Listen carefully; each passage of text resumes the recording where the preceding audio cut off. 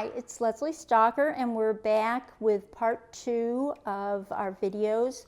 This is a little oak side table that I showed you yesterday, and we prepared ready to do some painting. And for this I'm going to do a wash, which is probably one of the easiest finishes that you can do. Ordinarily, I have to paint a little bit ahead so I can show you the next step. This is really a one-step paint.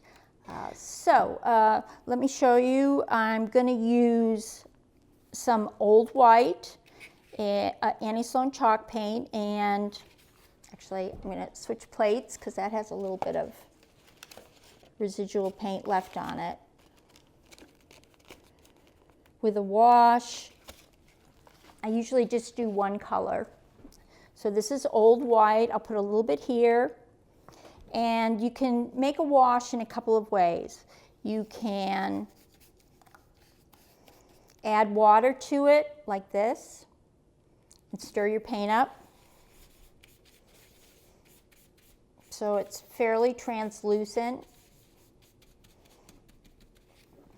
And I'm just going to brush on. It's a little too watery. So it's a little bit too watery, which can happen. Not a deal breaker, but you might have to go back and get your drips. So try again. Too much water on my brush. So what you're going to want to do, you're just coating the very surface. You're not worrying about getting it into all the cracks and crevices. This still, I think, has a little bit of wax, which is why it's beating up like this. Again, you can still work with it, but just to let you know, that does happen sometimes, especially on wood that's never been painted. With a wash, it's pretty much just what it sounds like. It is watered down paint. You want to see the color, but you don't really want the pigment to be too opaque. And diluting your paint with water is a great way to do it. If you were using an oil-based paint, you would dilute it with a solvent, same thing. And you're going to paint it on. Let it dry and see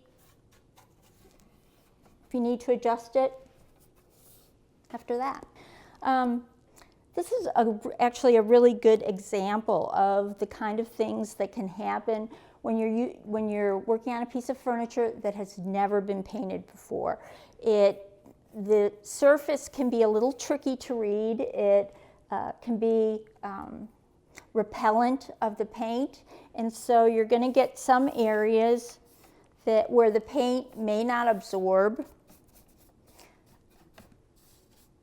Sometimes it just takes a little more stroking to do. If you get drips, you're going to want to wipe them off or use your brush to spread the paint around.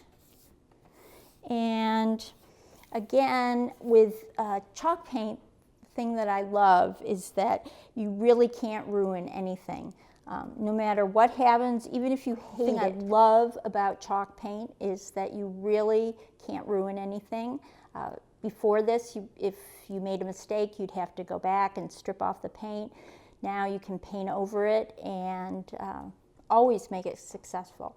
So in step 3, well, I'm going to go ahead and finish painting this, let it dry, probably an hour, and then when we come back for step 3, we're going to seal it with wax and then also use the dark wax to highlight the details of the carvings and the raised areas. So if you like this video, be sure to hit the like button and also subscribe so you'll see this next part as soon as it comes out, and I'll see you soon.